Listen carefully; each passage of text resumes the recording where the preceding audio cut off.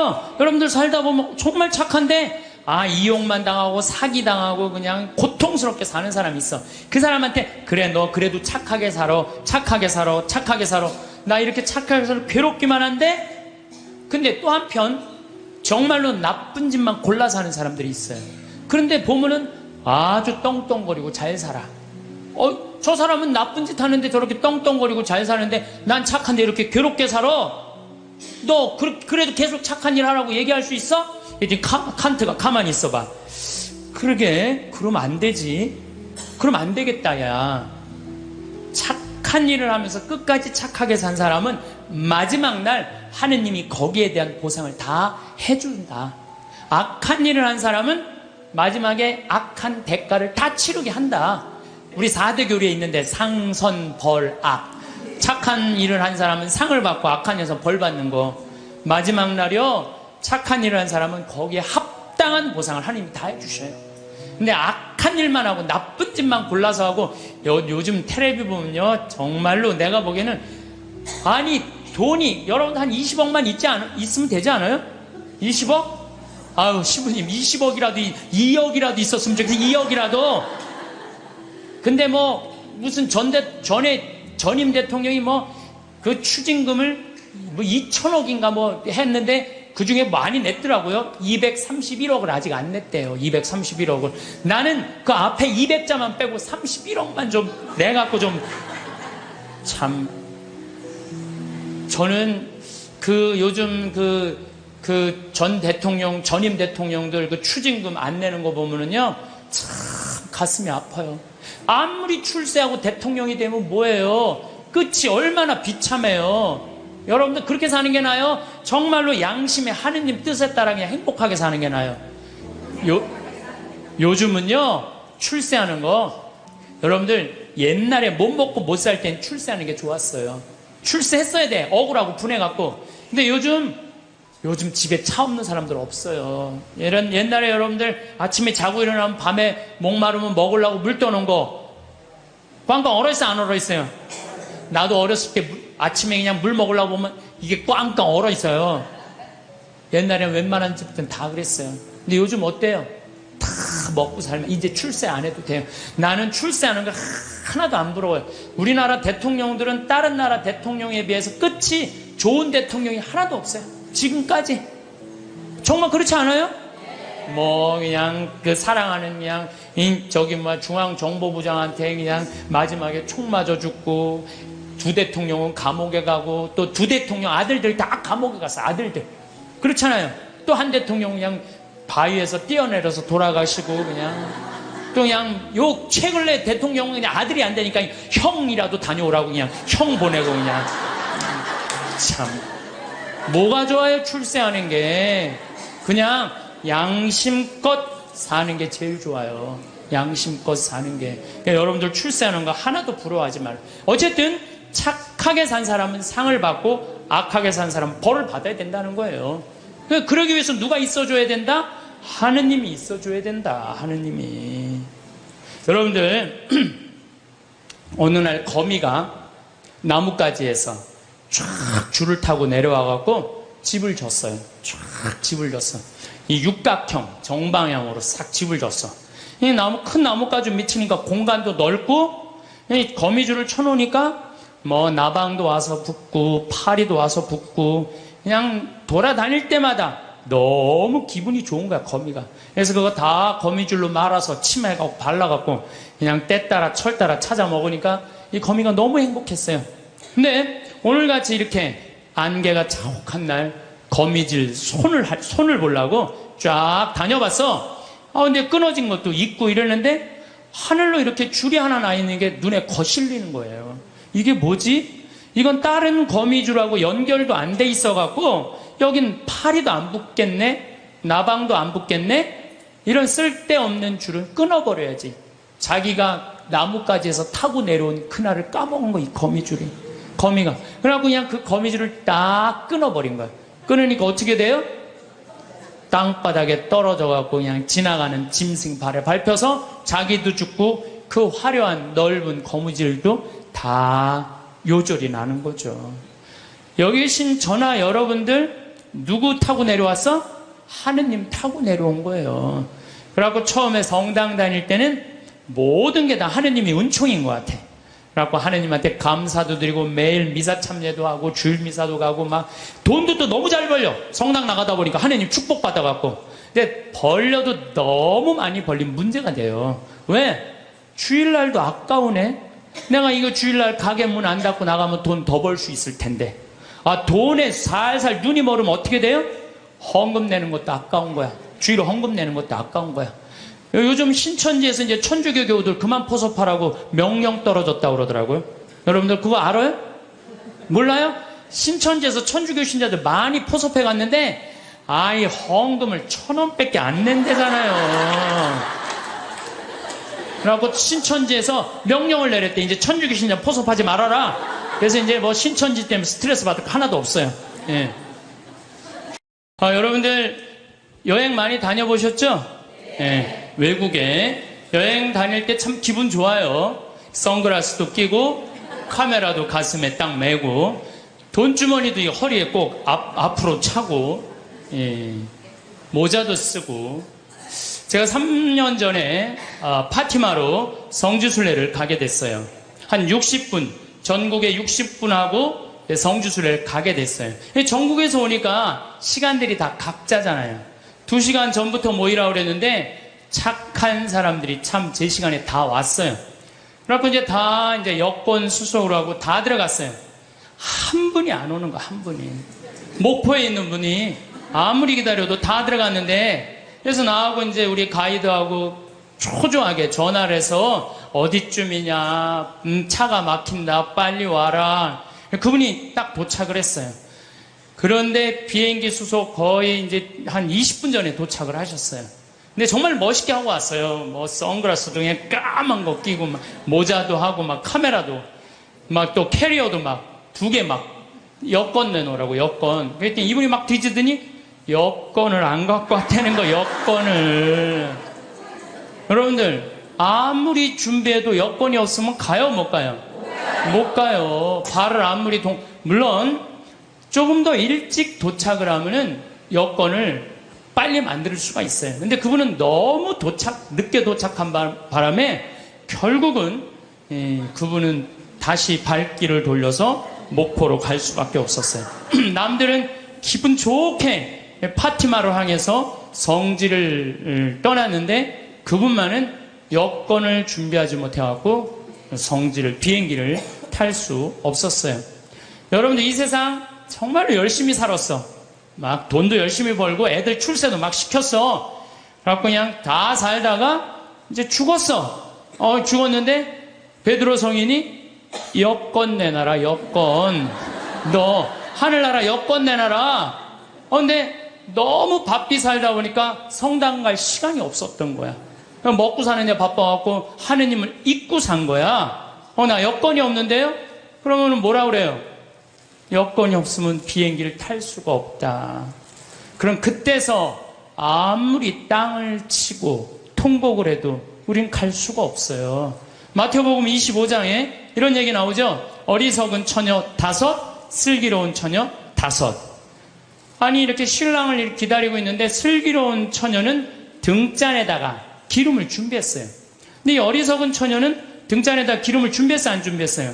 준비하지 않았어요. 신랑이 온다 막 졸다가 깨어나갖고 슬기로운 처녀들은 등에 불이 있었어. 그래갖고 신랑을 맞이하고 갔는데 이 깜깜한 어둠에 있던 어리석은 처녀들은 아이 우리 기름 좀 나눠줘라, 신랑 좀 찾게. 그랬더니 슬기로운 처녀들이 뭐라 그래요?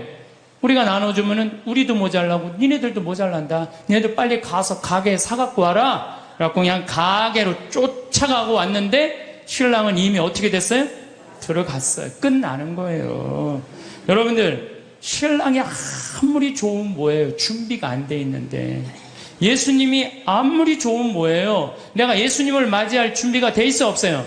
준비가 안 돼 있는 사람들 많아 적어요? 너무 많아요. 저는 이런 생각 많이 해요. 우리들이 죽었는데 딱 죽으면 다 아무것도 없는 줄 알았더니 하늘이 쫙 열리더니 베드로 성인이 딱 나타나갖고 비행기 타고 가야 된다. 자, 여권 내놔라. 나 여권이 없는데요. 돌아가려고 해도 돌아갈 수 있어요, 없어요? 돌아갈 수가 없어요. 저는 우리 2층 집에 살던 분이, 예전 얘기예요. 한 30년 전 얘기예요. 내가 신학생 때 2층 집에 있던 분이 한 15년 동안 당뇨로 고생을 했어요. 근데 그분이 돌아가시기 3일 전에 갑자기 수녀님을 찾는 거예요. 성당 안 다니셨던 분인데, 그래서 부인이, 당신 왜 성당도 안 다니던 양반이 갑자기 수녀님을 찾느냐고, 내가 이렇게 누워서 비몽사몽 이렇게 있는데 비행기가 한 대 왔는데 나보고 비행기를 타라고 그러더라. 비행기를 타보니까 신부님, 수녀님이 비행기에 꽉 차 있는 딱 한 자리 남아있는데 수녀님이 나한테 여기가 당신 자리라고. 그리고 이 사람 정신을 깬 거예요. 성당 평생 안 다녔는데 꿈에 신부님, 수녀님이 꽉 차 있는 비행기, 이제 당신 데리고 올라갈 비행기라고. 그래갖고 이분이 수녀님 득달같이 불러갖고 병자성사, 대세 받고 병자성사 받고 성체까지 영하고 돌아가셨어요, 이분은. 그분은 하늘나라 여권 마지막에 챙긴 거 안 챙긴 거예요? 챙긴 거예요. 그래서 싹 올라간 거죠. 우리 인생 살면서 정말로 중요한 거 빼먹고 사는 사람들 많아요. 그게 뭐냐면 바로 신앙생활이에요, 신앙생활. 신앙생활은요, 우리 인생의 이정표하고 똑같은 거예요. 내가 지금 이 길을 잘 가고 있는가 안 가고 있는가 중간중간 여러분들 이정표 확인해요, 안 확인해요? 확인하죠? 부산까지 가려면은 여기 지금 내가 지금 대전을 지나가고 대구를 지나가고 경주를 지나가고 부산 이정표 확인 안 하고 그냥 길 대전에서 잘못 가려갖고 전주로 갔어. 확인 계속 안 하고 어디로 가요? 목포로 가요, 목포. 신앙생활이라는 건 바로 이정표예요. 당신 인생 지금 제대로 살고 있나? 주일마다 나가서 확인하는 거 안 확인하는 거예요? 확인하는 거예요. 요즘 인생 이정표 없이 살다가 깜깜한 어둠을 헤매는 사람들 텔레비 속에 많이 봐요, 안 봐요? 많이 보죠? 돈이 너무 많으니까 이 돈을 어떻게 주체할 수 없으니까 무슨 버진 아일랜드인가 어디에다가 회사 차려놓고 그냥 세금 떼어먹고 깜깜한 어둠 속을 헤매는 사람들 많아요. 성당 나가면서요, 내가 제대로 살고 있나 안 살고 있나 이거 확인하는 거, 이거 정말로 중요한 분. 제가 정말로 존경하는 우리 교구 신부님이 한 분 계세요. 최재용 바르톨로메오 신부님이라고. 이분은 이제 은퇴하셨어요. 나이가 70이라. 날개만 안 달렸지 천사야, 천사. 제대에서 이분이 미사를 이렇게 봉헌하는 걸 보면은 저분이 천사지. 후배 신부들 사랑하고 선배 신부님들 깍듯이 모시고, 정말로 나하고 똑같이 위암 수술한 선배 신부님인데 여러 가지로 선배죠. 너무 존경스러워요. 근데 이분이 어머니가 2011년 1월 9일 날 돌아가셨어요. 근데 어머니가 93살에 돌아가셨어요. 93살. 얼마 전에는 우리 교구 신부님 어머니가 100살에 돌아가셨어요. 100살. 요즘 안 죽어요. 요즘. 여러분들은 몇 살까지 살 것 같아요? 여러분들은 110살, 120살까지 살아요. 며칠 전에 미국에 살던 분이 저한테 내셔널 지오그래픽 잡지를 하나 보냈어요. 지금 태어난 애들은 정확하게 120살까지 산대요. 그 내용이 참 큰일이죠. 근데 어쨌든 이 민기순 마리아 할머니가 93살에 돌아가셨는데, 이 할머니가 명성황후 3대 직계손이에요, 직계손. 그리고 이 집은 신앙이 얼마나 좋은지 신부님 외할아버지가 그 용인 천리성당 옛날에 초대 본당 회장이었는데 멀리에 성당이 있었어요. 집이 있었어, 큰 집이. 근데 매일 미사 참여하고 싶어갖고 성당 바로 앞에 조그만 집에 있는 교우하고 집을 바꿨어요. 왜 바꾸냐? 나 하느님 집 가까이서 살고 싶어. 그래갖고 우리 큰 집으로 가. 난 여기 와서 살 테니까. 성당 밑에서 산 분이에요. 여기 계신 분들도 성당 근처에 집 구하려고 그러는 분들 계셔, 안 계셔요? 계시죠? 그런 분들 하늘나라 여권 늘 챙기는 분들이에요. 하늘나라 여권. 근데 이 할머니가 신부들을 얼마나 예뻐하는지 몰라요. 저도 이제 할머니 이제 집에 한번 놀러를 간 적이 있는데 자기 아들 만지듯이 나를 막 얼굴을 주물르면서 신부님, 내가 평화방송 맨날 본다고 내 신부님 팬이라고 삼계탕을 만들어주시는데 얼마나 맛있든지. 하여튼 사제라면 정말로 당신 아들같이 사랑하는 사랑이 정말로 많은 할머니였어요. 이 할머니가 이제 6남매를 낳았는데 제일 큰 아들이 신부가 된 거예요. 그것도 이 신부가 할머니가 옛날에 결혼했는데 5년 만에 생긴 아들이에요. 5년 만에. 그걸 또 하느님한테 봉을 한 거죠. 정말 기가 막힌 할머니야. 근데 이제 할머니가 이제 돌아가실 때쯤 돼갖고 신부님이 와갖고 마지막 병자성사를 해주는데 할머니가 묵주를 이렇게 붙들고 계시더래요. 근데 아들이 이제 가니까 할머니가 마지막 눈을 싱겁게 뜨면서 아들을 보면서 어떻게 돌아가셨는지 알아요? 싹 웃으면서 씩 웃으면서 아들 손을 쫙 잡고 나는 그 할머니 상상이 돼요. 정말로 유머가 많은 할머니였거든요. 죽으면서 아들 손을 잡고 씩 죽으면서 눈을 딱 감았대요. 이 할머니 뭐가 있는 할머니야? 하늘나라 여권 있는 할머니예요. 나 이제 어디로 떠난다? 하늘나라 여행 떠난다. 평생 하느님 믿고 살았으니 그 하느님 떠난다. 그리고 아들 손을 잡고 싹 웃으면서 난 또 그렇게 죽는 사람 세상에 처음 봤어요. 죽으면서 싹 웃으면서 죽는 사람 몇 명이나 될 것 같아요? 그렇게 많지 않아요. 여러분들도요, 평생 하느님 열심히 믿었잖아요? 그럼 돌아가실 때 어떻게 돌아가실 수 있어요? 어떻게? 나 이제 못 탄다? 하늘나라 비행기 탄다. 싹 웃으면서 돌아가실 수 있어요. 저는 그게 참 저한테 굉장히 묵상거리예요. 하늘나라 여권 있는 사람들은요, 죽는 게 하나도 안 무서워요. 이제 비행기만 타면 어디로 가? 하늘나라 올라가는 거야. 근데 뭐가 무서울 게 있다고. 안 죽으려고 빠둥빠둥거리고 그래요. 나 조금 있으면 이제 하늘나라 타고 올라가는 건데. 헌금 내는 것도 아깝고 교무금 내는 것도 아까운 거야. 11조 내는 것도. 더욱이 내가 돈이 많으니까 성당 질 때마다 회장들이 와서 더 내라고 그러네. 신부님도 날 보면 더 내라고. 그냥 점점 성당이 부담스러운 거. 내 돈 뺏기는 것 같으니. 그래서 점점 성당을 나가기 싫어. 근데 새로 본당 신부님이 오셨는데 마음에 안 들어도 너무 마음에 안 드는 신부님이 온 거야. 강론도 정치 얘기만 하고 사회 얘기만 하고 마음에 안 드는 거야. 냉담 핑계로 최고로 좋은 핑계가 뭐예요? 본당 신부예요. 나 본당 신부가 마음에 안 들어서 성당 안 나간다. 여러분들 본당 신부가 여러분들 하느님하고 인연 끊는데 그게 이유가 된다는 건 말이 안 돼요. 본당 신부가 마음에 안 들면 보좌 신부 미사에 나가면 되잖아요. 그렇잖아요. 아니 보좌 신부도 마음에 안 들면 옆 성당 나가면, 요즘 성당이 얼마나 많아요. 조금만 가 옆 성당인데 그게 뭐가 이유가 돼요. 아니 그 옆 성당도 마음에 안 들면 명동 성당에 가면 명동 성당에. 그건 다 냉담의 핑계예요. 성당이 어둡다, 뭐 강론이 길다, 다 냉담의 핑계야.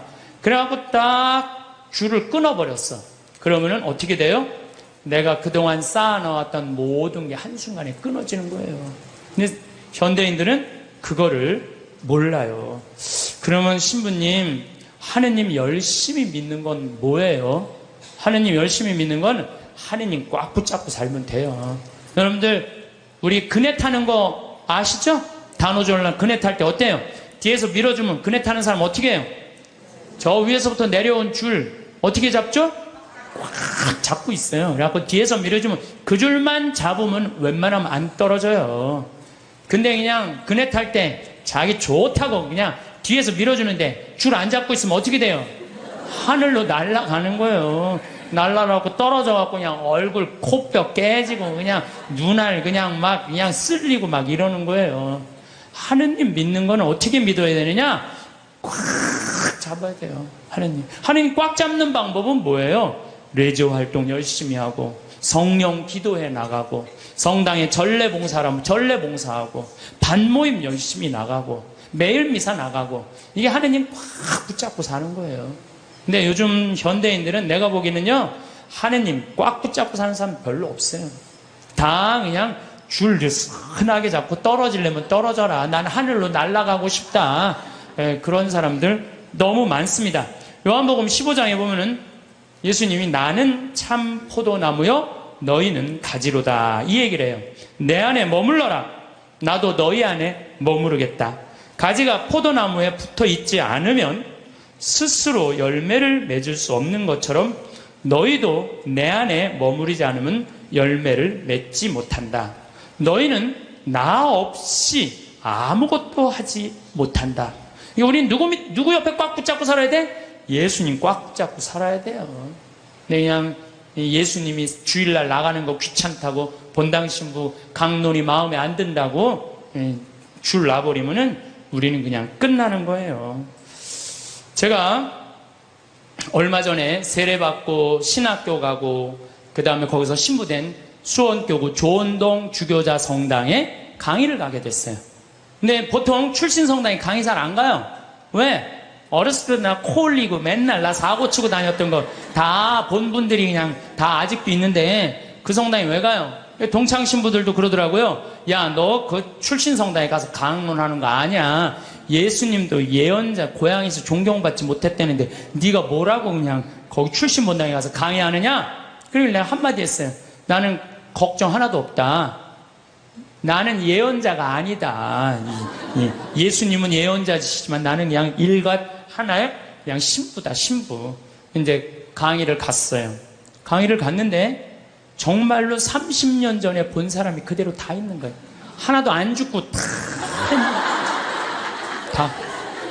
다. 처음에는 당황스럽더라고요. 왜? 내가 중학교 1학년 때 맨날 코 올리고 그냥 다녔던데 그냥 아줌마들이 그냥 다 그냥 그대로 다 있는데 그분들한테 강론한다는 게 쉽지가 않더라고요. 근데 이제 강의가 이제 2시간 강의가 끝났는데 정말 기가 막히게 예쁜 아줌마가 정말 곱더라고요. 날 보더니 신부님 저 아시겠느냐고. 얼굴은 분명히 알겠는데 누구 엄마인지를 모르겠는 거야. 누구 엄마인지를. 나 기억이 난다고. 그랬더니 알긴 뭘 아느냐고. 나 누구 엄마라고. 그랬더니 어렸을 때부터 같이 자랐던 친구 엄마야. 근데 나는 정말 아줌마인 줄 알았어요. 몇 살이냐 그러니까 78이래. 78. 내가 이렇게 계산을 해봤어요. 내가 중학교 1학년 때부터 본 아줌마니까 내가 43살부터 봤더라고, 그 아줌마를. 근데 그때 모습이나 지금이나 안 변했어. 참 요즘은 늙어도 늙은 것 같지가 않아서 걱정해요. 근데 어쩜 그렇게 이쁘고 고운지. 근데 내가 그분한테 감동받은 건 다른 게 아니에요. 그때도 성당 열심히 나가더니 30년이 지난 지금도 어때? 열심히 나가는 거야. 성당 열심히 다니는 사람은 얼굴이 달라도 달라요. 늙어도요 추하게 안 늙어요. 성당 열심히 다니는 사람 이뻐요. 이뻐. 그렇게 이쁘더라고요. 보면서. 또 제가 얼마 전에 평택 비전동 성당 내 첫 본당 신부했던 데를 초청을 해서 주일날 갔어요. 평일날은 뭐 가끔 갔었지만 주일날은 처음 간 거예요. 성당이 1000명도 도왔어요. 성당이. 근데 그 앞에 앉은 사람 보니까 17년 전에 앉아있던 사람이 그대로 앉아있더라고요. 이게 무슨 얘기냐면은 하느님 믿는 거는 변함이 없어야 돼요. 봄에 나갔다가 가을에 안 나가고 더운 날 안 나가고 시원한 날 나가고 성탄 때 나가고 또 평상시에 안 나가고 이러는 게 아니고 눈이 오나 비가 오나 바람이 부나 변하지 않고 계속 나가는 거. 이게 신앙생활 제대로 하는 거예요. 그래서 저는 여러분들 신앙생활 앞으로도 변함없이 어떤 풍파가 닥쳐와도 변함없이 성당 나가길 바라요. 하느님 어떻게? 하느님 꽉 붙잡고 사는 사람 죽을 때 어떻게 죽을 수 있어? 왜 죽을 때 씩 웃을 수 있어? 하늘나라 여건 있잖아요. 내가 하느님 온전히 꽉 믿은 사람은요 죽음이 아니에요. 죽음은 새로운 삶으로 올라가는 거예요. 새로운 삶으로. 하느님 믿는 건 그런 거예요. 그래서 저는 제가 여러 번 요즘 요 근래 죽음이라는 걸 경험하면서 정말 많이 묵상을 해봤어요. 죽는 게 뭔가. 이게요 하늘나라로 건너가는 다리일 뿐이에요. 죽는 거 무서워할 필요 하나도 없어요. 신부님, 그런데 저는요 가끔 믿음이 흔들릴 때가 있어요.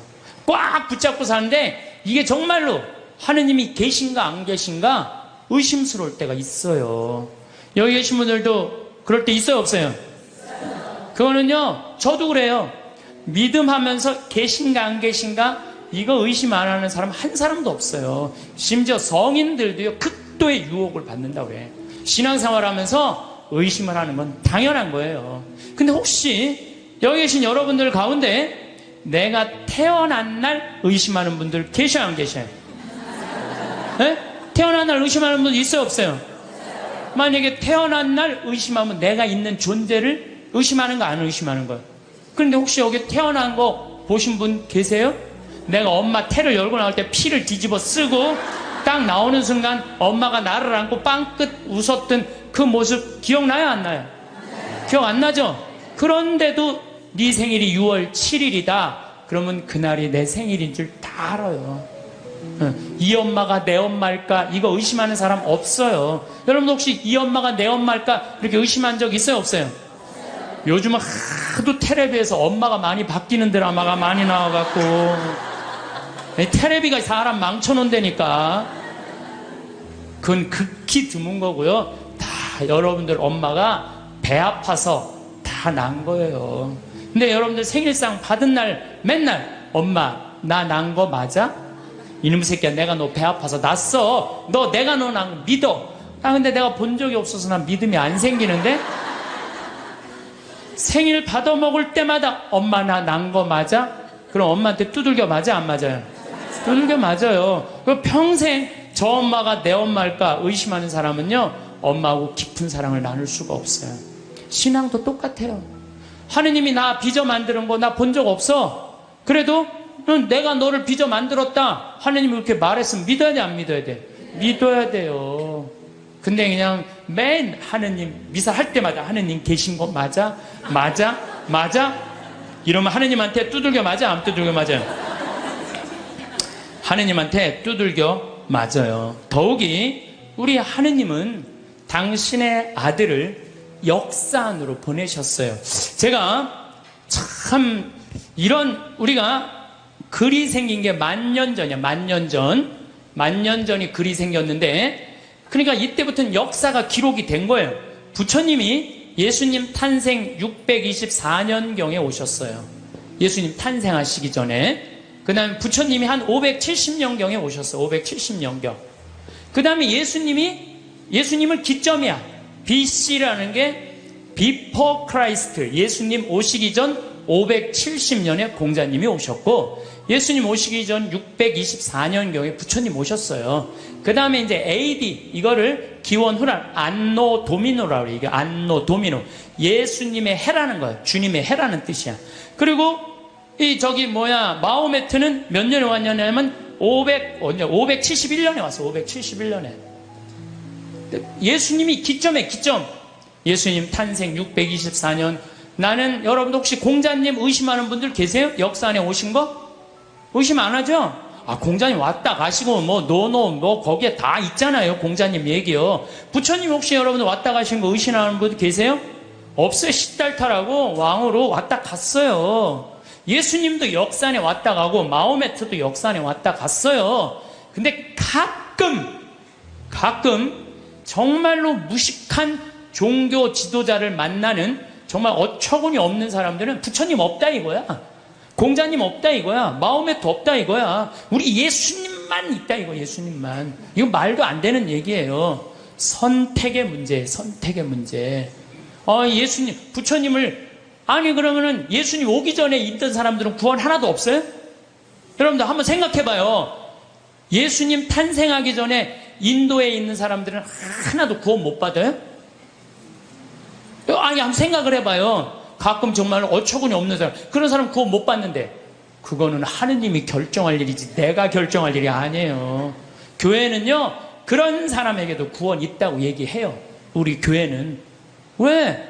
교회 밖에도 구원이 있다는 거예요. 교회 안에만 구원이 있는 게 아니라는 거예요.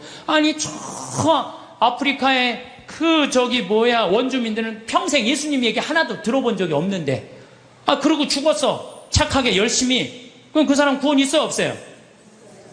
있는지 없는지는 우리는 잘 몰라요.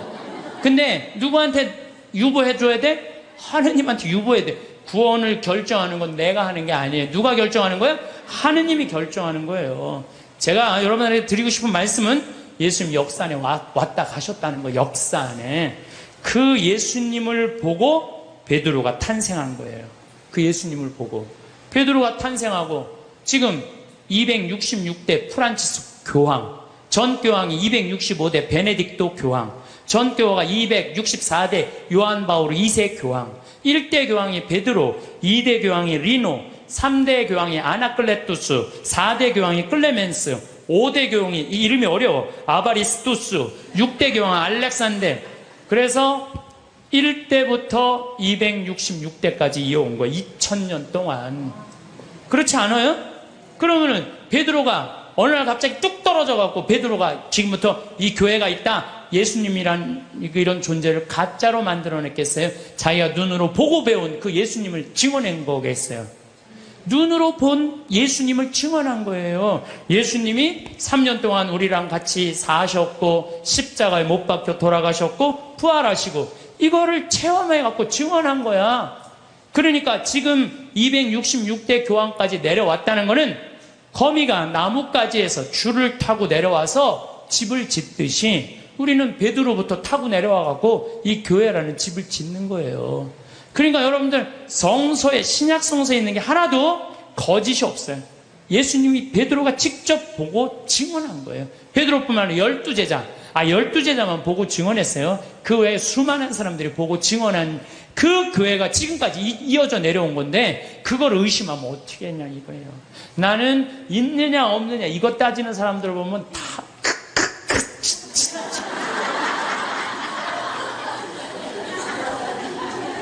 가슴이 답답해요. 어떻게 그렇게 의심이 많아요?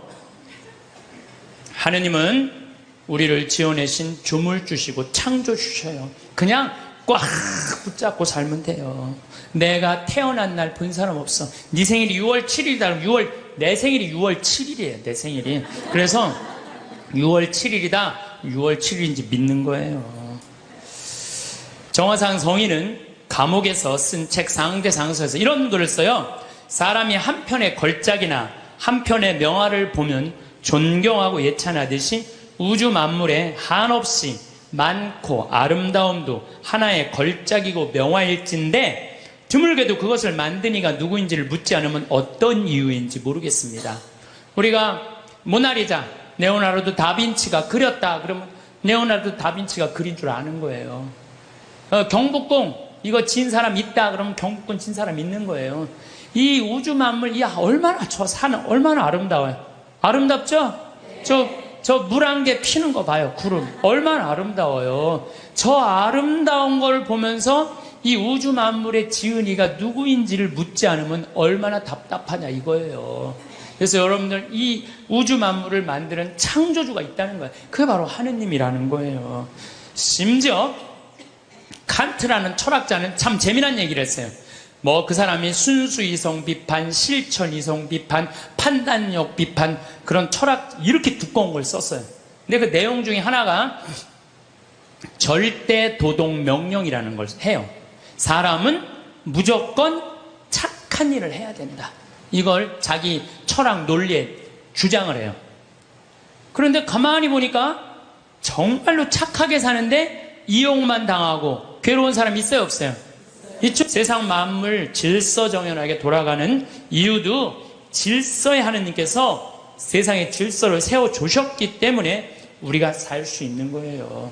이러한 증거로 하느님의 존재를 알 수 있으며, 하느님의 은총이 온 세상, 온 만물에, 또한 태어나 죽는 날까지 우리에게 머물러 계시니, 저는 이 말 정말로 인정해요.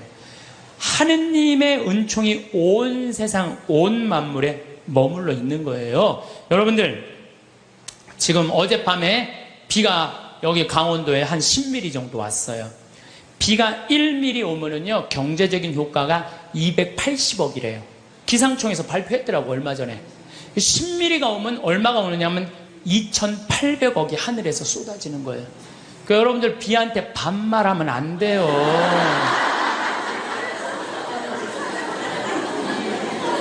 근데 우리는 얼마나 건방지냐 하면은, 비 왔네? 비 오고 있네? 이게 말이 돼요? 비 오시네. 비 오시네. 빗님 오셨네. 이래야지. 비 왔네가 뭐예요? 내가 우리 여기 지금 고추를 2만 포기를 심어놨어요. 3,000평에다가. 근데 10일 동안 빗님이 안 오셨어요. 그러면은 10일 정도 안 오면요 말라요. 마르기 시작하면요 고추가 마르는 게 아니라 내가 입이 바짝 내가 말라요. 감자 옥수수 지금 3,000평 5,000평 다 심어놨어요. 근데 어젯밤에 이렇게 누워서 자는데 빈님 오는 소리가 들리더라고요. 난 미소가 싹 젖이는 거예요. 하느님 감사합니다. 우리 고추들이 싱싱하게 자랄 수 있도록 빈님을 내려주셔서 감사합니다. 사실은 저 빈님한테 존댓말 하는 사람만 물을 쓸 수 있어요. 막 반말하고 비 왔네. 아유 지겨워 짜증나. 빈님이 오시는 게 얼마나 중요한데 그걸 지겹다고 그래요. 농민들한테는요 저게 생명이에요. 생명. 만약에 저걸 내가 한번 재작년인가 3년 전에 배추밭에 가을 마른 장마가 왔어요. 가을 동안 한 번도 빈님이 안 오셨어. 저 강물을 터서 하는데요 그 전기, 노력, 돈이 얼마가 들어가는데 그걸 전국적으로 다 한다고 생각을 해봐요. 그러니까 1mm 오면요 280억 내려주시는 거 맞는 거예요. 그러니까 우린 빈님을 해도 어떻게? 빈님 오시네. 감사해야 돼요. 더욱이 우리 저기 지금 이 어두움을 밝히기 위해서 등을 켜놨잖아요. 이거 돈으로 하려면 지금 얼마야? 우리 한 달에 전기세 500만 원 나가는데 이 큰 건물을 유지하려면은 근데 낮에 태양이 비춰갖고 온 세상을 밝혀주잖아요. 그걸 전기로 쓰려고 생각을 해봐요. 돈이 얼마가 될 것 같아요? 빈님 공짜로 쓰지, 태양빛 공짜로 쓰지. 이걸 공짜로 쓰면서도 하느님의 이 은총을 저버리면 어떻게 하냐 이거예요. 지금 여러분들 더워갖고 저 에어컨 지금 틀어놨잖아요. 저 에어컨만 틀면 우리가 100만 원, 150만 원 전기 확 올라가요. 근데 저 우리 생태마을 앞에 나가면 느티나 바람이 싹 불으면 기분이 얼마나 좋아. 그 바람을 마저도 감사한 거예요. 그걸 에어컨 바람으로 만들어내려면 원자력 발전소 그냥 26개 다 가동해도 못해요. 우리는요 정말로 걸을 때나 눈을 뜰 때나 잠을 잘 때나 공기는 또 어때? 내가 또 이 스킨스쿠버 다이빙해요. 그 물속에 들어갈 때 30분 그 마시는 그 공기통 사는 게 3만 원이에요. 3만 원. 30분 마시는데 3만 원 들어요. 3만 원. 근데 여러분들은 지금 하루 종일 공짜로 얼마나 돼요? 이게 여러분들이 저 앰뷸런스에 실려갈 때 그 산소호흡기 되면 그건 더 비싸요. 36만 원인데 36만 원. 그러니까 그냥 하루 24시간 숨 공짜로 쉬면은 여러분들 거의 1,000만 원 280억 내려주시지 1,000만 원 공짜로 내려주시지.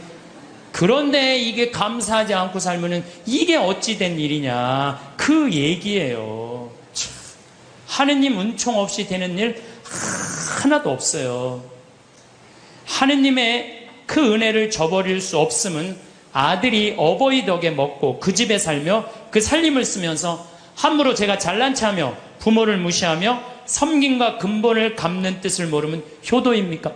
불효입니까? 여러분들 태어나갖고 엄마 아버지 세간살이 써야 안 써요? 쓰죠? 엄마 아빠 밥솥 쓰고 엄마 아빠 방 쓰고 엄마 아빠 거실 쓰고 엄마 아빠 전기 다 쓰는 거 아니에요? 전화기. 그런데 그 엄마 아빠한테 감사하지 않으면 효도냐 불효냐 이거예요. 그것처럼 우리는 하느님 세간살이 쓴다 이거예요. 나무, 저 빈님, 태양, 바람 다 하느님 세간살이야.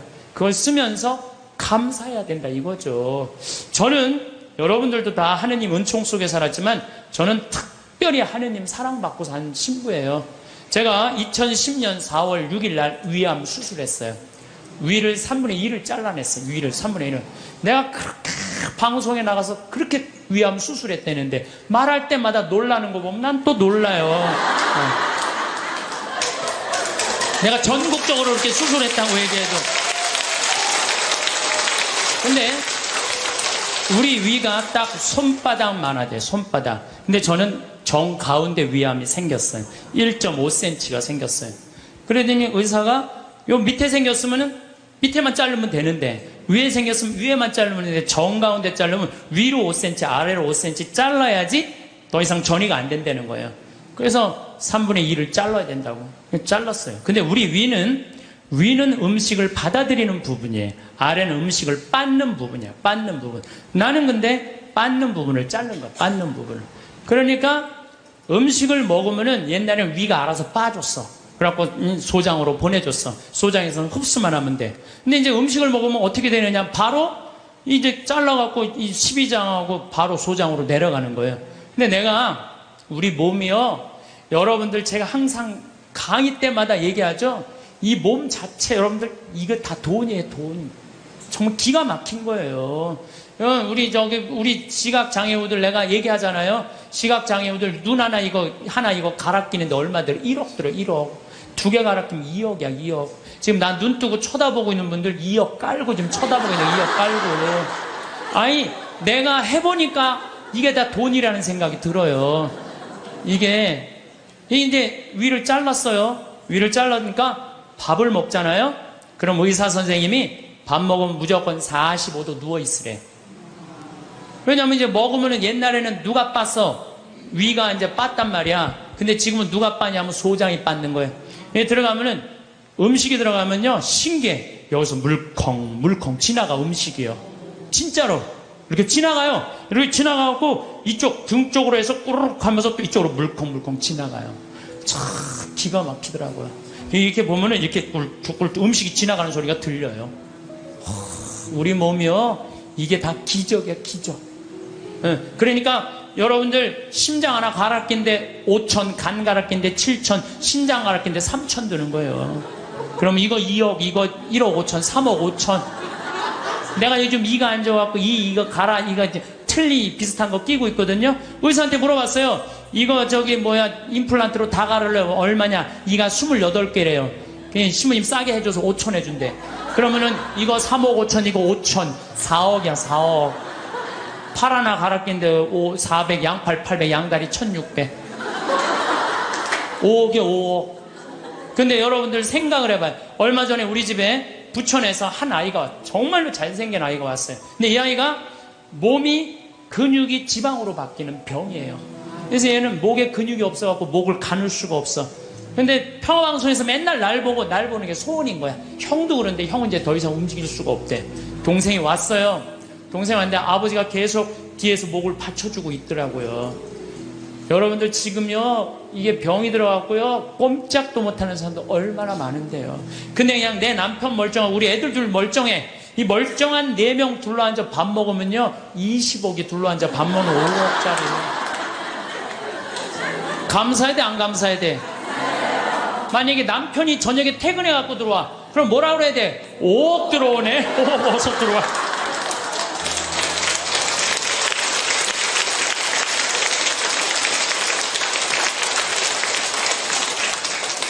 근데 제가 수술하고 20일 만에, 20일도 아니네, 14일 만에 우리 직원들이 수술하고 강의를 다 취소해놨는데 딱 하나를 취소를 못한 거예요.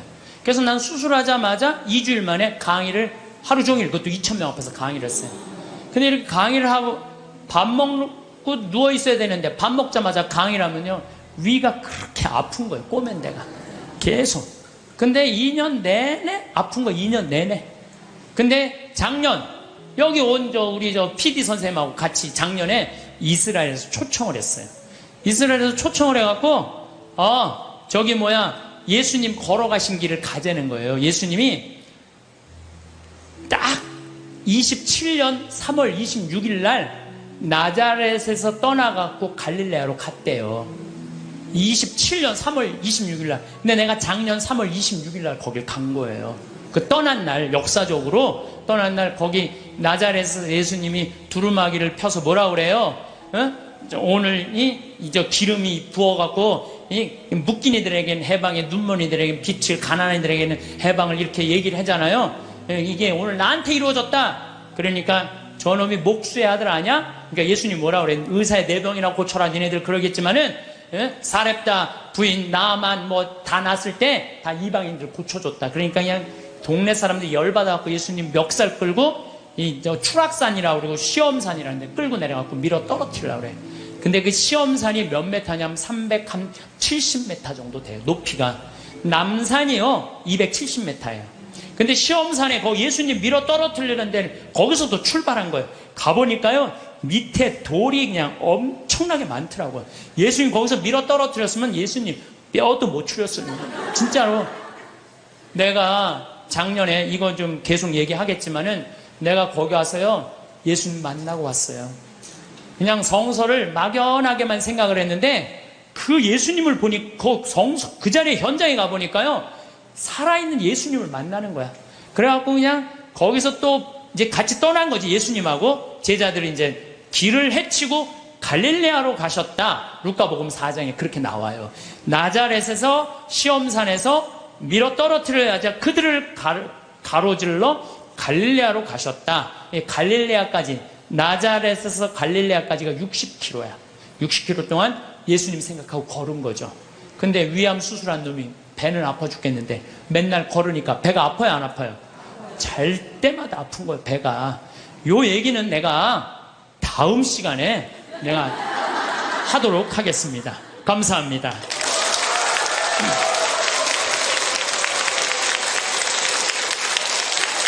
감사합니다.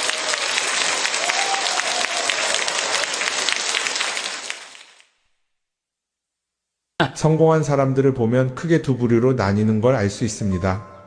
하나는 자신이 성공했다고 여기저기 떠벌리고 다니는 사람들, 그리고 또 하나는 조용히 아무 말 없이 자기 삶을 사는 사람들입니다. 우리는 흔히 성공을 하면 자연스럽게 자랑하고 싶어질 거라고 생각하죠. 좋은 차를 사고 비싼 시계를 차고 SNS에 멋진 사진을 올리고 싶을 겁니다. 왜냐하면 그렇게 하면 남들이 나를 더 인정해 줄 거라고 믿으니까요. 하지만 현실은 그렇지 않습니다. 오히려 진짜 성공한 사람들은 그렇게 행동하지 않습니다. 왜냐하면 보여줄 필요가 없기 때문입니다. 돈이 많다고, 높은 자리에 있다고, 유명하다고 해서 굳이 그걸 드러낼 필요는 없습니다. 그걸 아는 사람들은 이미 알고 있고 모르는 사람들은 알 필요가 없죠. 그런데도 굳이나 성공했다고 떠드는 사람들이 있습니다. 그런 사람들은 왜 그럴까요? 간단합니다. 그 사람들은 사실 그렇게까지 성공한 게 아니기 때문입니다. 우리는 종종 SNS에서 성공한 사람들을 봅니다. 해외여행을 가고 고급 레스토랑에서 밥을 먹고 멋진 차를 타고 다니는 모습? 그런데 가만히 보면 그런 걸 보여주는 사람들은 언제나 뭔가를 팔고 있습니다. 강의를 팔든 자기 브랜드를 홍보하든 아니면 단순히 자기 자존감을 유지하려고 하든 간에 결국 목적이 있는 거죠. 진짜 부자들은 그렇게 하지 않습니다. 오히려 조용히 아무도 모르게 자기 일을 합니다. 왜냐하면 자랑해서 얻을 게 없기 때문입니다.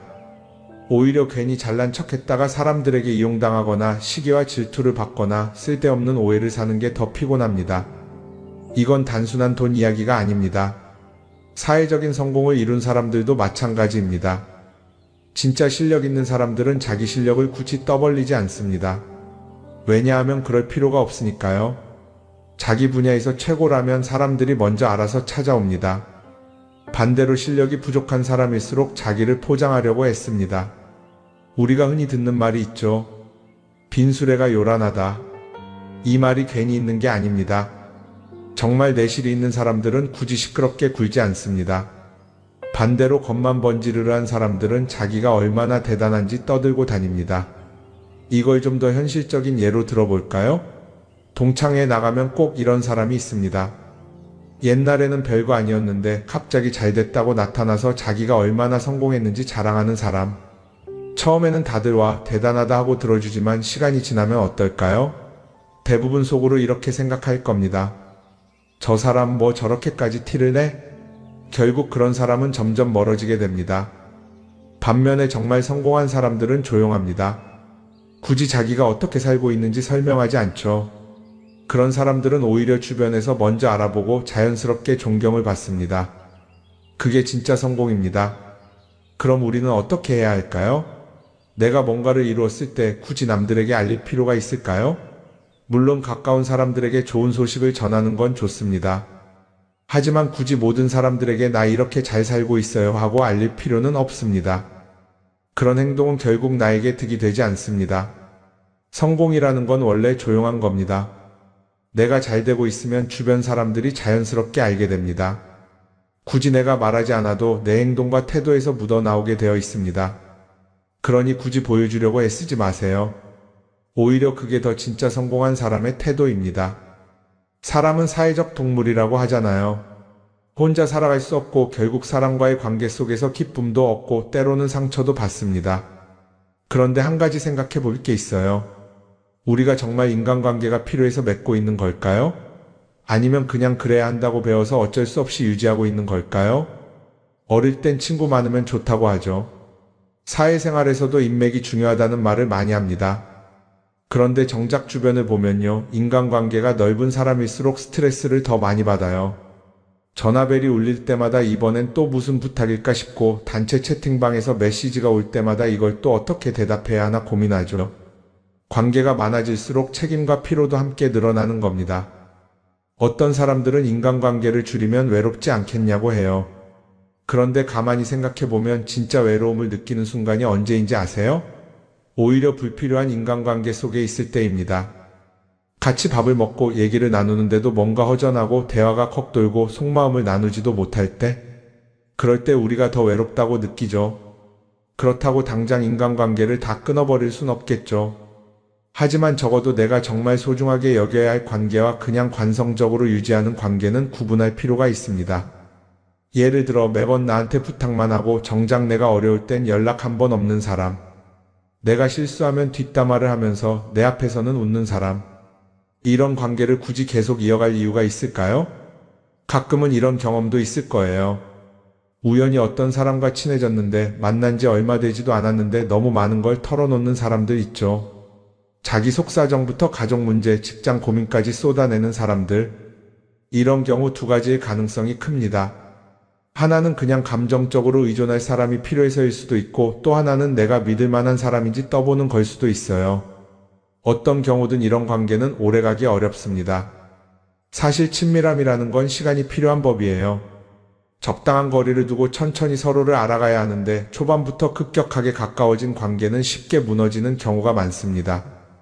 처음엔 친하다고 생각했는데 어느 순간 사소한 일로 틀어지고 결국 남보다 못한 사이가 되는 거죠. 그러면 인간관계를 어떻게 해야 할까요? 답은 간단합니다. 억지로 맺지 말고 굳이 유지하려고도 하지 않는 거예요. 내가 편한 관계라면 자연스럽게 이어질 것이고, 그렇지 않다면 서서히 멀어질 겁니다. 그리고 그걸 억지로 붙잡지 않아도 괜찮습니다. 관계를 유지하는데 에너지를 쓰기보다는 정말 소중한 관계에 집중하는 게 더 낫지 않을까요? 어떤 사람은 내가 인간관계를 줄이면 나중에 나 혼자 남는 거 아니냐 걱정하기도 해요. 그런데 생각해보면요, 진짜 나를 위하는 사람은 많지 않아요. 인간관계를 줄인다고 해서 완전히 혼자가 되는 게 아닙니다. 오히려 불필요한 관계를 정리하고 나면 남아있는 관계들이 더 단단해지고 가치 있게 느껴질 겁니다. 예전엔 인맥이 자산이라는 말을 많이 했어요. 그런데 요즘은 꼭 그렇지도 않죠. 오히려 불필요한 인간관계가 많으면 그게 짐이 될 수도 있어요. 적당한 거리, 적당한 선. 이걸 잘 지키는 게 결국엔 가장 편한 인간관계를 유지하는 방법 아닐까요? 한번 곰곰이 생각해 보세요. 지금 내 주변에 있는 사람들 중에서 내가 정말 편하게 만날 수 있는 사람이 몇 명이나 되는지, 내가 억지로 맞춰주고 있는 관계는 없는지. 관계를 줄이면요, 외로워지는 게 아니라 오히려 더 자유로워집니다. 그리고 자유로워진 만큼 내 인생에서 정말 중요한 것에 집중할 수 있게 됩니다. 인간관계 너무 많은 걸 신경 쓰다 보면 정작 중요한 걸 놓칠 수 있어요. 그러니까 이제는 한 번쯤 정리해보는 것도 나쁘지 않을 겁니다. 사람들이 돈을 많이 벌고 싶어 하는 이유가 뭘까요? 단순히 돈이 많으면 좋으니까? 물론 그것도 있겠지만 사실 돈을 원하는 진짜 이유는 더 나은 삶을 살기 위해서겠죠. 그런데 문제는 돈을 많이 번다고 해서 반드시 삶이 나아지는 건 아니라는 겁니다. 오히려 더 많이 벌수록 더 많이 쓰게 되는 경우가 많아요. 가끔 이런 생각해 본 적 없으세요? 예전에는 돈이 지금보다 훨씬 적었는데 이상하게 그때가 더 여유로웠던 것 같다. 왜 그럴까요? 사실 우리가 원하는 건 돈 그 자체가 아니라 돈을 통해 얻을 수 있는 자유인데, 돈을 벌면 벌수록 그 자유를 잃어버리는 경우가 많아요.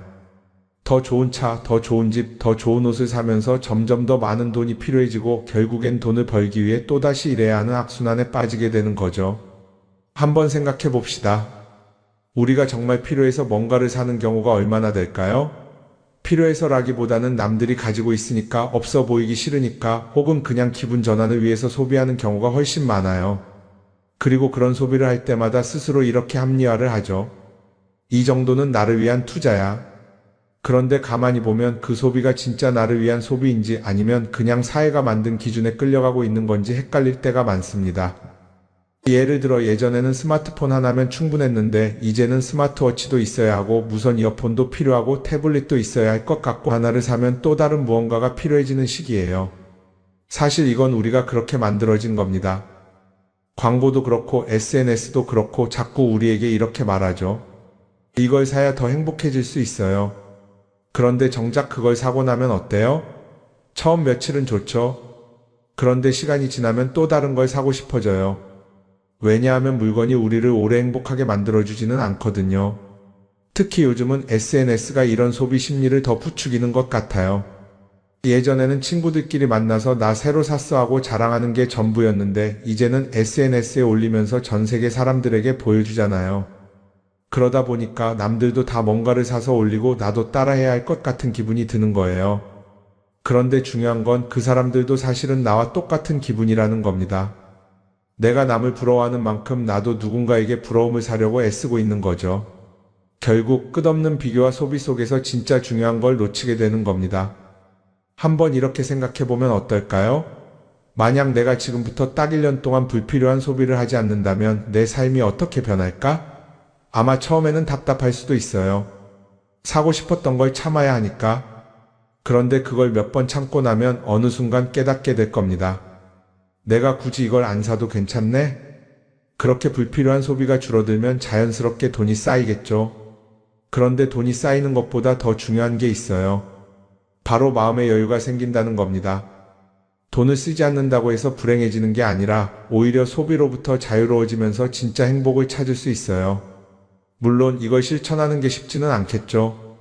우리 주변에는 소비를 부추기는 것들이 너무 많으니까요. 하지만 적어도 이런 건 해볼 수 있습니다. 뭔가를 사고 싶을 때 한 번만 스스로에게 물어보는 거예요. 이게 정말 나한테 필요한 걸까? 아니면 그냥 순간적인 욕심일까? 만약 그 질문을 던졌을 때 5초 안에 당연히 필요하지 라는 답이 나오지 않는다면 사실 그건 없어도 되는 물건일 가능성이 큽니다. 정말 필요한 건 고민할 필요도 없이 바로 떠오르거든요. 그러니까 이제는 한 번쯤 생각해 봐야 할 것 같아요. 나는 지금 내가 원하는 삶을 살고 있는 걸까? 아니면 남들이 만든 기준에 맞추기 위해 내 시간을 팔고 있는 걸까? 소비를 줄인다는 건 단순히 돈을 아끼는 게 아닙니다.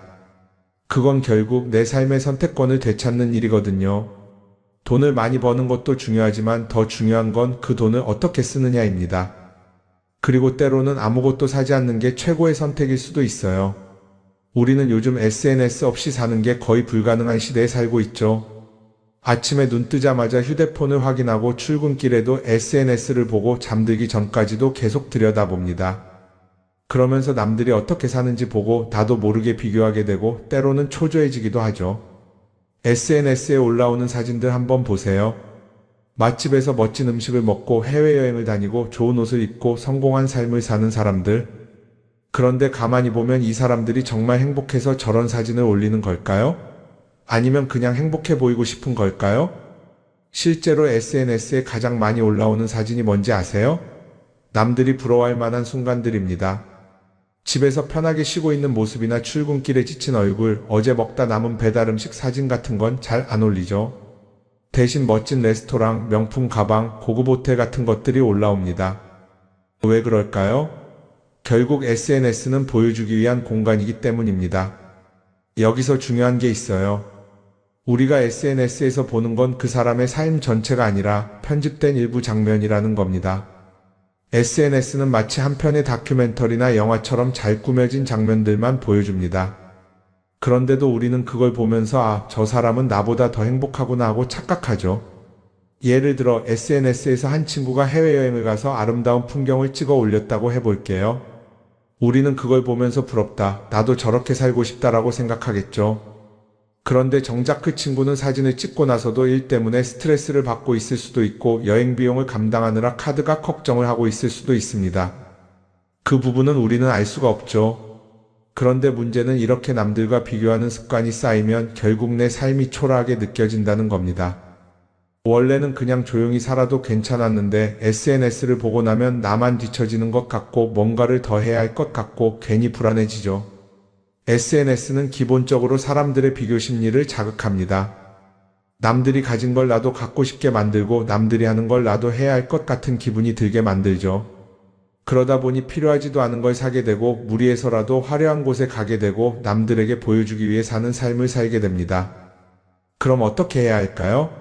사실 정답은 간단합니다. SNS에서 보이는 것들을 곧이곧대로 믿지 않는 것입니다. 그리고 더 중요한 건 남과 비교하는 걸 멈추는 것이에요. 어떤 사람이 비싼 차를 타고 다닌다고 해서 그 사람이 꼭 행복한 건 아닙니다. 좋은 차를 타고 다니지만 밤마다 사업 걱정에 잠 못 이루는 사람도 많아요. 반대로 대중교통을 이용하지만 마음 편하게 사는 사람도 있죠. 결국 행복은 보이는 것이 아니라 느끼는 것입니다. SNS를 덜 보면 덜 불행해진다는 연구 결과도 있어요. 하루 종일 남의 삶을 보면서 비교하는 시간을 줄이면 내 삶에 집중할 수 있는 시간이 많아지는 겁니다. SNS를 완전히 끊을 필요는 없지만 최소한 그 안에 있는 것들이 전부 진짜라고 생각하지 않는 태도는 필요합니다. 우리는 누구나 자신만의 속도로 살아가고 있어요. 남들은 남들대로 사는 거고 나는 나대로 살면 됩니다. SNS에서 남들의 화려한 모습을 볼 때마다 한 번쯤 이렇게 생각해 보세요. 이건 그 사람이 보여주고 싶은 삶일 뿐이다. 그러면 조금은 편해질 겁니다. 사람들은 다들 자기 인생을 살아간다고 생각하죠. 그런데 가만 보면 정말 자기 인생을 사는 사람이 얼마나 될까요? 많은 사람들이 사실은 남이 만들어 놓은 기준에 맞춰서 살고 있어요. 좋은 대학, 좋은 직장, 좋은 차, 좋은 집. 다들 이런 걸 목표로 삼지만 정작 내가 원하는 삶이 뭔지 깊이 생각해 본 적이 없는 경우가 많아요. 이건 어릴 때부터 교육받아온 방식과도 관련이 있어요. 우리는 어릴 때부터 이렇게 살아야 한다는 틀 안에서 자라죠. 공부 열심히 해서 좋은 성적을 받아야 하고 좋은 직장을 가져야 하고 결혼도 적당한 때에 해야 하고 마치 인생이 정해진 수순이라도 있는 것처럼요. 그러다 보니 나 스스로 정말 원하는 걸 고민하기보다는 그냥 남들이 정해놓은 목표를 따라가게 돼요. 그런데 이렇게 남의 기준에 맞춰서 살다 보면 어느 순간 공허함을 느끼게 됩니다. 이게 정말 내가 원했던 삶인가? 하는 의문이 들 때가 오죠.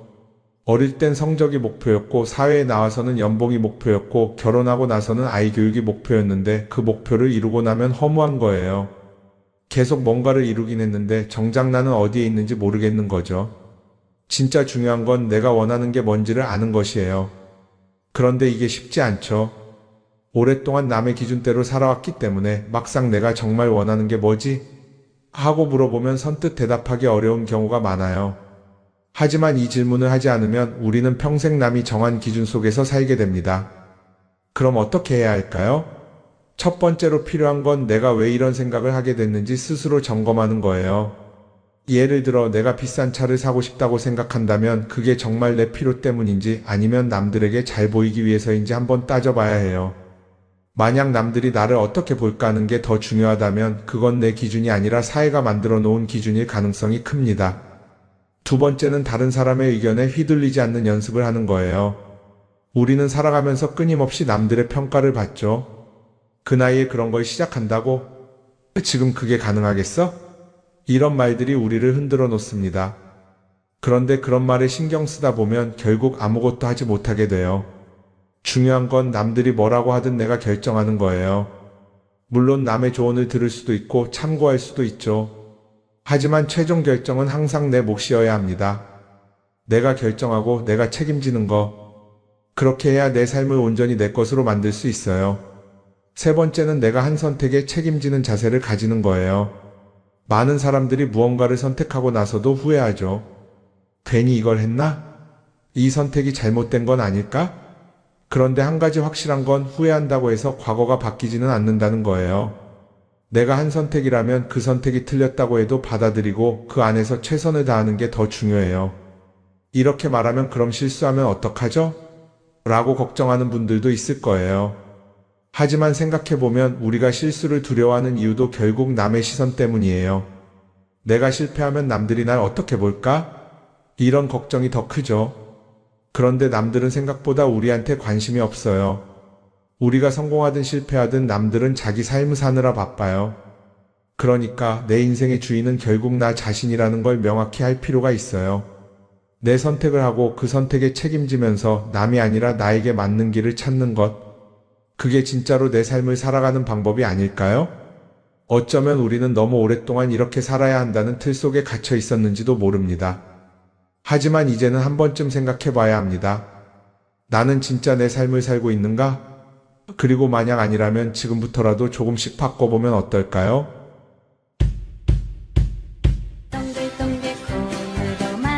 말년에 불행하지 않으려면 어떤 말을 조심해야 할까요?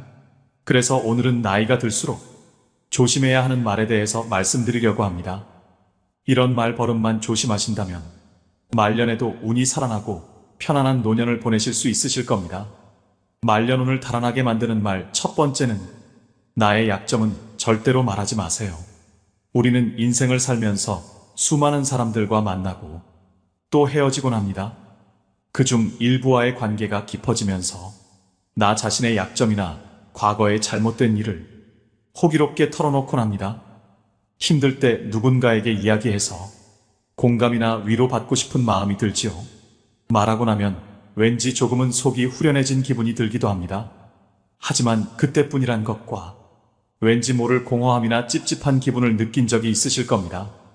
그렇기 때문에 힘든 이야기는 하지 않는 것이 좋습니다. 가까운 사람에게 힘든 이야기도 말하지 못하면 그게 깊이 있는 관계일까? 속 얘기 안 하는 게 친구인가라는 생각이 드실 수 있습니다. 분명한 것은 친구든 지인이든 그들은 결국엔 남이라는 것입니다.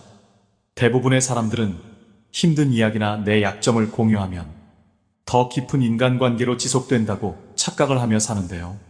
얼마간은 지속될 수도 있겠지만 관계라는 것은 영속적이지 않기 때문에 결국엔 지나고 보면 거의 대부분의 이런 대화는 자기 자신에게 화살로 돌아옵니다. 또 다른 힘든 상황이 생기게 되면 내 얘기를 들었던 사람은 그것을 근거로 생각하기 마련입니다. 어느 날 말한 나의 힘든 이야기는 듣는 사람에게 나에 대한 편견과 색안경을 씌워주는 것과 같지요.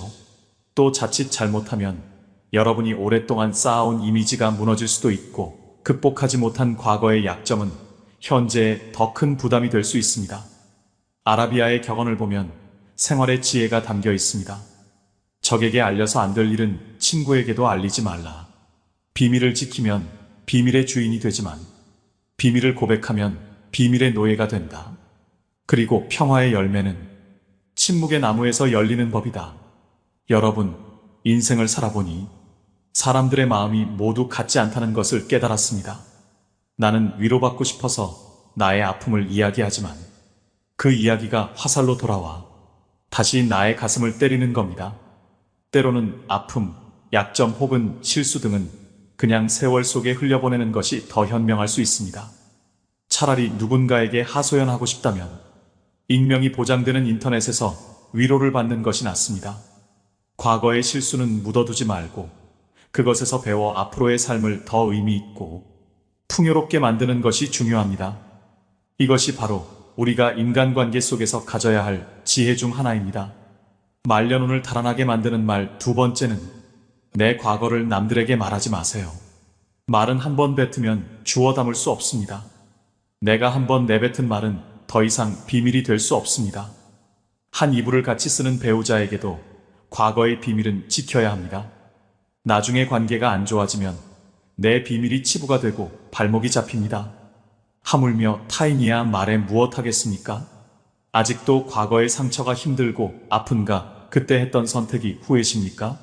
그만큼 마음 아프게 후회했으면 이제 그만 보내줄 때가 되었습니다. 그러니 괜히 다른 사람들에게 나의 아픈 과거를 말하지 마세요. 물론 과거의 경험을 토대로 행복한 미래를 위해 노력하고 나아가는 건 중요합니다. 지난날의 실수를 다시는 반복하지 않도록 더 좋은 방법을 찾는 것도 중요합니다. 우리는 과거의 실수로부터 배워 삶을 더 의미 있고 풍요롭게 만들 수 있습니다. 그 과정에서 시행착오가 있더라도 이것이 우리 인간이 성장하는 방법입니다. 그러니 아무리 절친한 친구나 배우자에게도 내 과거사를 절대로 말하지 마세요. 겉으로는 진실되어 보이는 사람이어도 내 과거의 불행이 상대방에게는 위안이 될 수 있습니다. 그들에게 말거리를 주지 마세요. 말년운을 달아나게 만드는 말 세 번째는 절대 돈 자랑하지 마세요. 들떠서 생각 없이 했던 돈 자랑으로 말년에 재물복 다 나갑니다. 잘 되면 자랑하고 싶은 마음이 굴뚝 같지요.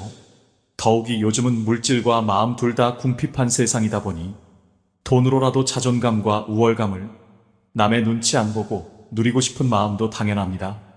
하지만 어떤 상황에서건 먼저 돈에 대한 얘기는 절대로 시작하지 말아야 됩니다. 인간은 다른 사람이 나보다 더 많이 가졌다는 이유만으로도 상처받는 존재입니다. 자칫하면 친구를 잃거나 심지어는 자신의 재물복이 사라지며 재산마저 잃을 위험이 있는데요. 진짜 친구라면 축하를 해줘야 되는 거 아닌가 생각하실 겁니다.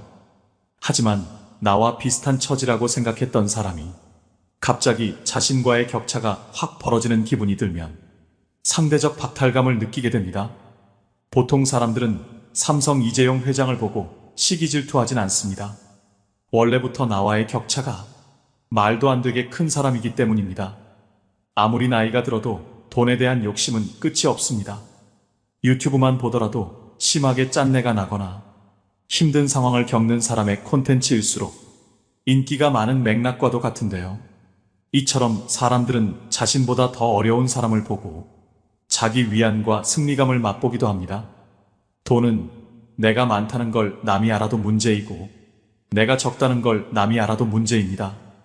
혹여나 친하게 지내는 사람이 돈을 빌려달라는 부탁을 거절함으로써 친구와의 관계가 손상되거나 돈을 빌려주었지만 돌려받지 못해 친구를 잃는 경우도 많습니다. 반대로 돈이 너무 없어 보여도 사람들이 멀리할 수도 있으니 적당히 꾸미고 적당히 쓰면서 말년을 지내시는 게 가장 좋습니다. 여기서 가장 중요한 것은 돈을 어떻게 사용하고 어떻게 다루느냐입니다. 돈 얘기를 하면 안 되는 것은 자식도 마찬가지입니다. 자식들 결혼자금이다, 사업자금이다 하면서 노후 자산을 턱턱 내놓는 부모들이 많은데요. 자신은 백발이 성해지도록 여행 한번 제대로 못 가보고 입고 싶은 옷, 먹고 싶은 거 아껴서 자식 손에 쥐어주는 일은 절대 하지 마셔야 됩니다. 노후에는 나 자신만을 위해 사셔야 됩니다. 그것 또한 내 노후를 지키는 길임을 명심하시길 바랍니다. 말년운을 달아나게 만드는 말 네 번째는 거짓말을 하지 마세요. 여러분, 나이가 들어도 사소한 거짓말을 하면서 임기응변으로 세상을 살아가는 사람들을 주위에서 종종 보았을 것입니다. 혹시 그런 사람을 보신다면 어떤 생각이 드시나요? 인생은 저렇게 살아야지 하는 생각이 드시나요? 아니면 왜 나이 먹고 저렇게 살고 있을까 하는 생각이 드시나요? 거짓말이 정말 큰 사기만 해당되는 것이 아닙니다. 아주 사소한 이야기라도 이것이 버릇이 된다면 정말 신뢰가 없는 사람이 될 것입니다. 어쩌다 상대와의 대화에서 말문이 막혀 거짓말을 하게 되는 경우도 있습니다. 또 어떤 상황을 회피하기 위해 거짓말을 하는 경우도 있죠. 하지만 지나고 보면 숨기고자 했던 모든 것이 다 탄로가 나고 사소한 거짓말에서 시작한 행동을 감추기 위해 걷잡을 수 없이 더 큰 거짓말을 하게 되는 경우도 허다합니다. 바로 눈앞의 현재의 상황을 피할 수 있을지 모르지만 거짓말은 더 큰 문제를 가져올 수 있습니다. 자신이 잘못한 상황이라면 정직하게 실수를 인정하고 사과하는 것이 중요합니다. 부처님 말씀에 내가 남에게 받고 싶은 대로 남을 대접하라고 했습니다. 내가 다른 사람에게 신뢰받고자 한다면 나 스스로 먼저 신임을 줄 수 있는 사람이 되어야 합니다. 그래야 말년에도 귀인을 만나 뜻밖의 기회가 생길지도 모를 일입니다. 말년운을 달아나게 만드는 말 다섯 번째는 나의 목표를 말하지 마세요. 여러분은 자신의 목표를 다른 사람에게 말하고 계신가요? 아무리 말년이라도 나의 긍정적인 목표를 굳이 남에게 말할 필요는 없습니다. 같은 목표를 가진 사람이 아닌 이상 부정적인 반응을 듣기 쉬운데요. 사람들은 훈수 두는 것을 좋아합니다. 나이 들어서 무슨 목표냐? 그냥 살던 대로 살지라고 속으로 생각할 수 있습니다.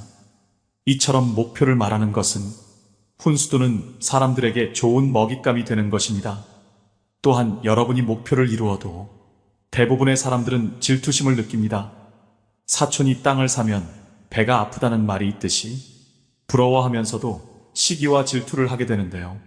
그래서 그렇게 친하지 않은 사람들에게 목표를 말하는 것은 대체로 좋지 않은 결과를 가져옵니다.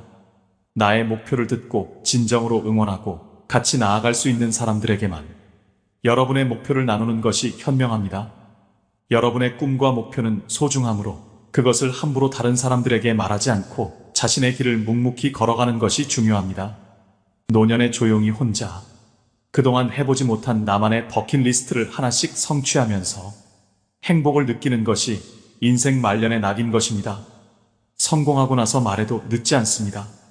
한없이 흔들리는 세상에서 흔들리지 않기 위한 유일한 방법은 눈을 감고 귀를 막고 오감을 고요히 하는 것입니다. 그래야 말년이 편안해집니다. 말년운을 달아나게 만드는 말 6번째는 다른 사람의 단점을 말하지 마세요. 우리는 살면서 남의 이야기를 많이 하고 삽니다. 그리고 남의 약점을 이야기하는 것이 좋은 일이 아니라는 건 누구나 다 알고 있죠. 하지만 우리가 살아가면서 어떻게 남 이야기를 안 하고 살 수 있을까요? 세상 돌아가는 이런저런 이야기를 어떻게 안 하고 살 수 있을까요? 하지만 그럼에도 우리가 남의 이야기를 쉽게 하는 것을 조심해야 합니다. 남을 헐뜯는 사람은 세 사람을 죽인다고 했습니다. 자신을 죽이고 듣는 사람을 죽이고 비난의 당사자를 죽이는 것입니다. 다른 사람들과 누군가에 대한 비난을 같이 하게 되면 그 순간에는 그들이 나와 한편인 듯 느껴지지만 결정적인 순간에는 결국 서로를 의심하게 되는데요. 이로 인해 신뢰가 요구되는 좋은 기회들이 내게 왔을 때 놓치게 될 것입니다. 여러분들 주변에 기적적으로 내가 한 이야기를 무덤까지 가지고 갈 사람이 있다면, 남에게 절대로 말하지 않을 사람이 있다면 괜찮겠지만, 그렇지 않다면 부디 남의 단점에 대해 입에 올리지 않는 게 좋겠습니다.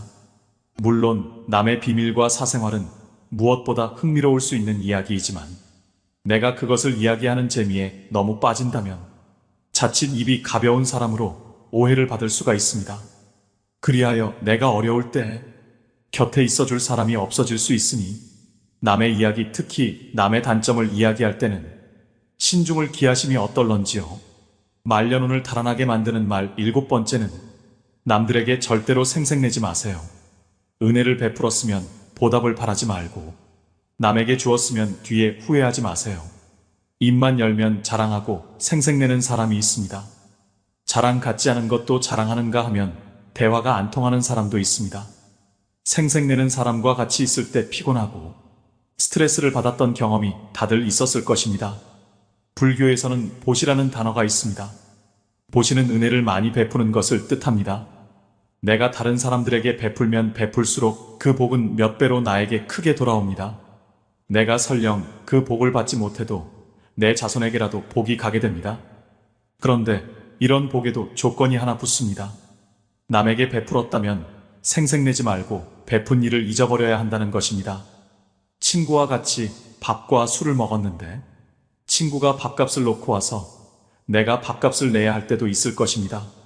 평소에 친구가 밥값을 놓고 온 적이 없었다면 생색내지 말고 하루는 그냥 내가 밥을 사주면 됩니다. 다른 사람에게 착한 일을 했더라도 자랑하지는 마세요. 선행을 했다면 내 마음 안에서만 느끼며 굳이 타인에게 밝히지 않아도 됩니다. 내가 진실한 마음으로 착한 일을 했다면 그것만으로도 차고 넘치고 충분합니다. 선행을 베푼 이후에는 남들에게 자랑하지 말고 내 행동의 의미를 느끼며 스스로에게 만족하세요.